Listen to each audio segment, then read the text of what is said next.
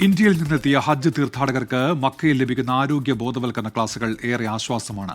ഹജ്ജ് സേവനത്തിനെത്തിയ ഉദ്യോഗസ്ഥർക്ക് പുറമെ മക്കയിലെ സന്നദ്ധ പ്രവർത്തകരും ഈ രംഗത്ത് സജീവമാണ്.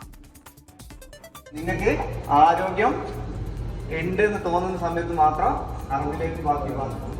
ആദ്യമായി ഹജ്ജ് നിർവഹിക്കുന്നവർക്കും മക്കയിലെ കാലാവസ്ഥ പരിചിതമല്ലാത്തവർക്കും ഏറെ അനുഗ്രഹമാണ് ഇത്തരം ബോധവൽക്കരണ ക്ലാസുകൾ.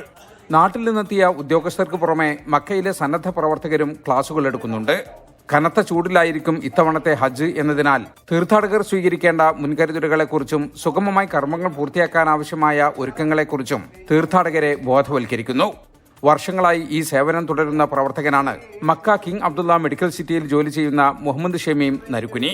നമ്മൾ ഇവിടെ പങ്കുവെക്കുന്ന കാര്യങ്ങൾ മരുഭൂമിയിൽ അല്ലെങ്കിൽ മക്കയിൽ നിൽക്കുന്ന സമയത്ത് നമുക്ക് നിർജ്ജലീകരണം കൊണ്ടുണ്ടാകുന്ന ബുദ്ധിമുട്ടുകൾ, ഭക്ഷ്യവിഷബാധ എങ്ങനെ തടയാം, അതുപോലെ തന്നെ വീഴ്ചകൾ എങ്ങനെ തടയാം, അതുപോലെ തന്നെ നിങ്ങൾ എന്തെങ്കിലും ഒരു എമർജൻസി സിറ്റുവേഷനിൽ നമുക്ക് CPR എങ്ങനെ കൊടുക്കാം, അതുപോലെ നമ്മൾ മിനയിലേക്ക് പോകുമ്പോൾ കാര്യങ്ങൾ ശ്രദ്ധിക്കേണ്ടത്, ചൂടുവെള്ളം ഉപയോഗിക്കുമ്പം കാര്യങ്ങൾ ശ്രദ്ധിക്കേണ്ടത്, ജീവിതശൈലി രോഗങ്ങളായ ഹൈപ്പർ ടെൻഷൻ, അതുപോലെ ഷുഗർ, പ്രഷർ, ആസ്മ, ആസ്പിരിൻ എടുക്കുന്ന ആൻജിയോപ്ലാസ്റ്റി, ആൻജിയോഗ്രാം, ബൈപ്പാസ് ഒക്കെ കഴിഞ്ഞ ആളുകൾക്ക് ഗുളികകളൊക്കെ എടുക്കുന്ന ഈ കാര്യങ്ങളൊക്കെ ശ്രദ്ധിക്കുക. അതുപോലെ ഇന്ത്യൻ ഹജ്ജ് മിഷൻ ഒരുക്കിയ ഡിസ്പെൻസറിയിലേക്ക് പോകുമ്പോൾ അവിടെ ഡിസ്പെൻസറിയിൽ ശ്രദ്ധിക്കേണ്ട കാര്യങ്ങളൊക്കെയാണ് നമ്മളിവിടെ ഷെയർ ചെയ്യുന്നത്.